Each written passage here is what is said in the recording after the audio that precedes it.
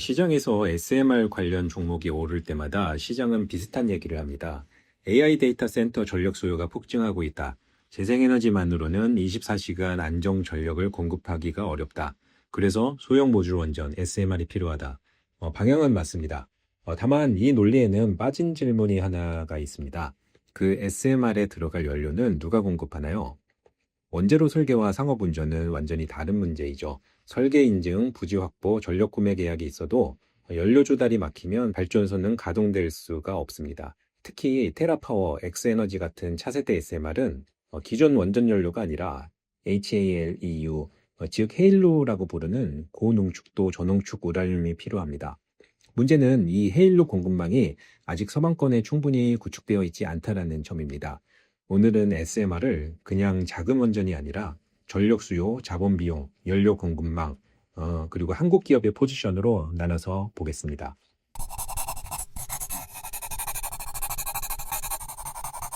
먼저 수요부터 보겠습니다. AI 데이터 센터는 전력 집약도가 높은 인프라입니다. 단순한 피크 수요가 아니라 24시간 지속되는 기저전력 수요에 가깝습니다.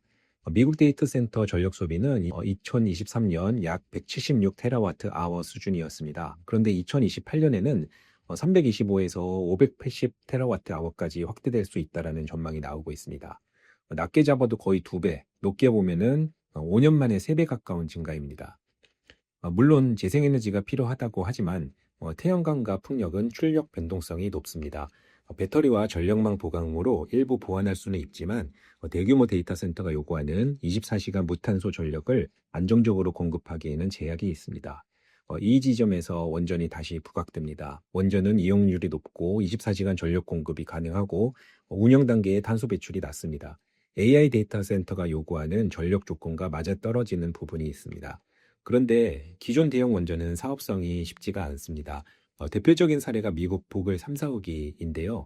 초기 예상 비용이 약 140억 달러였는데 최종적으로는 비용이 368억 달러 수준까지 2배 반이 확대가 됐습니다. 일정도 약 7년이나 지연이 됐고요. 이 사례는 단순한 프로젝트 관리 실패라기보다는 미국 대형 원전 사업의 사업 모델 자체의 한계를 보여주는 사례라고 할 수가 있겠습니다. 그렇기 때문에 2024년 6월 상업운전 이후에 미국에서 새로운 대형 원전 사업이 시작되지 못하고 있는 이유이기도 하고요. 핵심은 기술보다 자본 비용과 회수 구조입니다. 대형 원전은 프로젝트 하나에 수십조 원 규모의 자본이 투입됩니다. 이 자본을 60년 정도의 기간 동안 회수해야지 되는데요. 그런데 미국 민간 전력 시장에서는 전력 판매 가격이 시장 변동성에 노출되는 구조입니다. 투자자 입장에서는 리스크 대비 수익률 계산이 쉽지가 않습니다.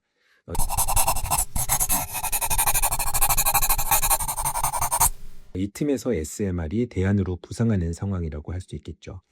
SMR은 스몰 모듈러 리액터, 소형 모듈형 원재료입니다. SMR의 사업 논리는 세 가지입니다. 첫째, 프로젝트의 규모를 낮춥니다. 대형 원전처럼 한 번에 수십조 원의 자본을 투입하는 것이 아니라 더 작은 모듈 단위로 투자 규모를 분산하는 접근입니다. SMR은 작게는 수십 메가와트, 크게는 약 300메가와트급의 모듈로 설계가 됩니다. 일반 대형 원전 한 기가 보통 1기가와트 안팎인 점을 감안하면 프로젝트 단위 자체가 달라집니다. 그리고 두 번째, 건설의 방식이 바뀝니다. 핵심은 표준화와 공장 제작인데요. 반복 생산 가능한 모듈을 공장에서 제작하고 현장에서는 조립과 설치 비중을 높이는 방식입니다. 목표는 공사기간 단축과 비용 예측 가능성 개선이죠. 세 번째, 수요처의 다변화입니다. 기존 원전은 주로 전력시장에 전력을 공급하는 구조였는데요. 반면에 SMR은 데이터 센터나 산업단지, 그리고 대형 제조시설처럼 24시간 전력을 필요로 하는 수요처와 직접 장기 계약을 맺을 수 있는 자본 규모가 되었다라고 볼 수가 있겠습니다. 즉 SMR의 투자 논리는 단순히 작은 원자로가 아니라 자본 집행 단위를 낮추고 건설 리스크를 표준화로 줄이고 빅테크 등의 전력 수요와 직접 연결한다는 점에 있습니다. 메타와 테라파워 계약이 대표적인 사례인데요. 메타는 테라파워의 나트리움 프로젝트를 지원하고 향후 전력에 대한 권리를 확보하는 구조로 참여했습니다.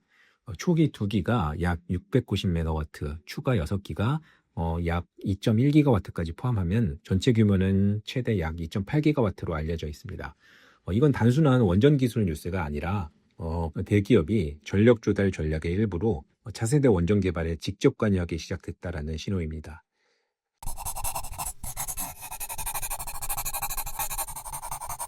SMR은 하나의 산업으로 묶으면 판단이 흐려집니다. 투자 관점에서는 먼저 두 계열로 구분해서 봐야 됩니다.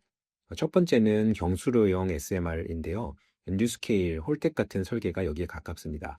이들은 기존 대형 원전과 유사한 연료 체계로 활용할 수가 있습니다. 기존의 전홍축 우라늄, 즉 LEU 공급망과 연결되어 있기 때문에 연료 제약이 상대적으로 작습니다. 그런데 두 번째 차세대 SMR 또는 어드밴스드 리액트 계열이라고 하는데요. 테라파워, 엑스에너지 같은 회사들이 여기에 속합니다. 이 계열은 헤일루가 필요한 경우가 많습니다. 헤일루는 한국어로는 농축도가 높은 저농축 우라늄 정도로 설명할 수가 있겠는데요.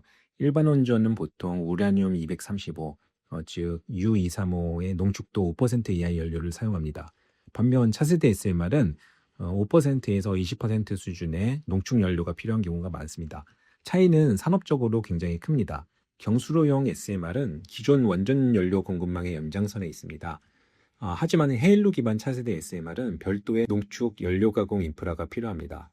따라서 SMR 관련 뉴스를 해석할 때 첫 번째 분기점은 명확합니다. 기존 LEU 기반 설계인가 헤일루 기반 설계인가, 여기서 상업화 리스크가 달라지는 것이죠.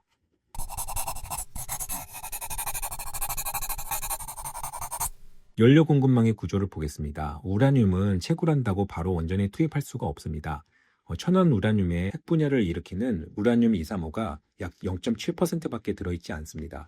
원전 연료로 사용하려면 이 비율을 끌어올리려는 농축 과정이 필요합니다. 이 농축 단계는 단순 제조 공정이 아닙니다. 지정학적 통제 자산입니다. 글로벌 우라늄 농축 시장에서는 러시아의 텐엑스와 중국의 CNNC의 존재감이 큽니다. CNNC는 중국 핵공업 집단공사인데 중국 정부가 직접 운영하는 세계 최대 규모의 국영 원자력 기업이라고 보면 되겠습니다. 그렇게 러시아와 중국을 합치면 농축 시장의 60% 이상을 차지하는 구조입니다. AI 전력 수요가 SMR 수요로 연결되는 순간 원전 연료 공급망은 원자재 문제가 아니라 에너지 안보와 공급망 패권의 문제가 되는 것이죠. 특히 헤일로로 가면 서방 공급망은 더 취약합니다. 미국 측 핵심 플레이어 중 하나가 센트러스인데요. 센트러스는 미국 내 헤일로 생산 실증을 진행하고 있고 2025년 6월 기준 누적 900kg 생산 목표를 달성했습니다. 의미 있는 진전이기는 합니다만은 상업적 대량 공급과는 아직 거리가 많습니다. 차세대 SMR이 본격적으로 배치되려면 킬로그램 단위가 아니라 톤 단위의 안정적인 공급 능력이 필요하거든요. 이 지점에서 차세대 SMR의 상업화 일정은 원자로 설계보다 헤일로 공급망 구축 속도에 더 크게 좌우될 수가 있습니다.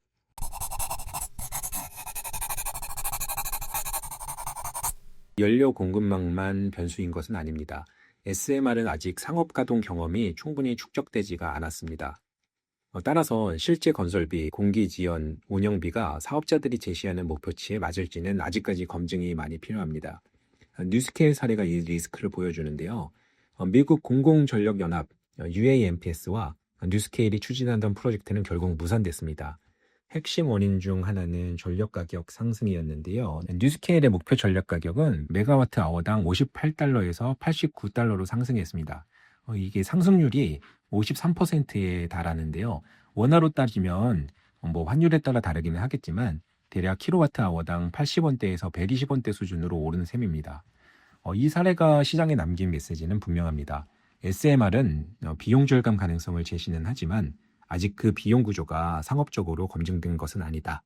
따라서 빅테크 자본 유입은 긍정적인 신호이긴 하지만 그것이 곧 비용 리스크 해소를 의미하지는 않는다라는 점이죠. SMR이 테마에서 인프라 산업으로 넘어가려면 연료 공급망의 확장성, 그리고 건설비와 공기의 예측 가능성, 이 두 가지 검증 과정을 반드시 통과해야 합니다.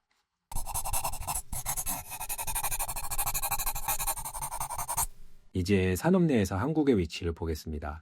한국의 원전 산업은 역량이 굉장히 강하죠. 설계, 부품, EPC, 그리고 운영, 이 네 영역에서 한국은 경영과 기반을 갖추고 있습니다. 두산 에너빌리티는 대형 단조와 원전 부품에서 강점을 가지고 있고요. 현대건설 같은 EPC 기업들도 미국 SMR 프로젝트와 연결되어 있습니다. 한국형 ISMR도 개발 중이고요. 한국이 SMR 밸류체인에서 의미 있는 위치를 가진 것은 명확합니다. 하지만 문제는 거래 통제권입니다. SMR 산업에서 핵심 통제권은 크게 두 곳에 있습니다. 첫 번째는 미국 NRC 같은 글로벌 인허가이고요. 둘째는 헤일루 같은 연료 공급망입니다. 한국은 부품과 EPC에서는 경쟁력이 있습니다. 하지만 미국 시장에 직접 진입하려면 미국 규제 기관의 인증이 필요합니다. 또 차세대 SMR 연료인 헤일루는 한국이 독자적으로 농축해서 공급할 수 있는 구조가 아닙니다. 한미 원자력 협정, NSG, 즉 핵 공급국 그룹의 통제, 미국의 비확산 정책, 이 제약들이 모두 걸려 있는 상황입니다.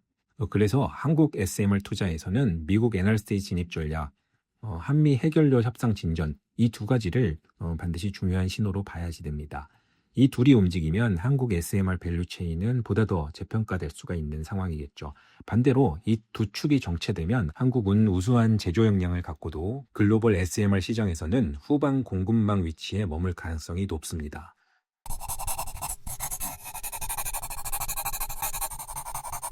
SMR 관련 뉴스가 나올 때마다 회사 이름보다 먼저 구조를 구분해야 됩니다.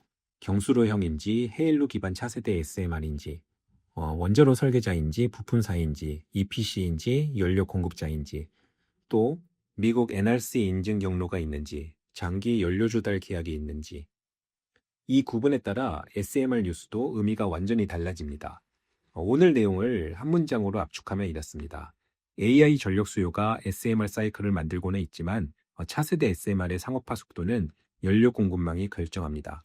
한국은 이 밸류체인에서 역량을 갖고 있습니다. 하지만 시장은 기대에 반응하지만 산업은 병목에서 갈립니다. SMR도 결국 이 병목을 통과하는 기업이 진짜 승자가 될 가능성이 높습니다.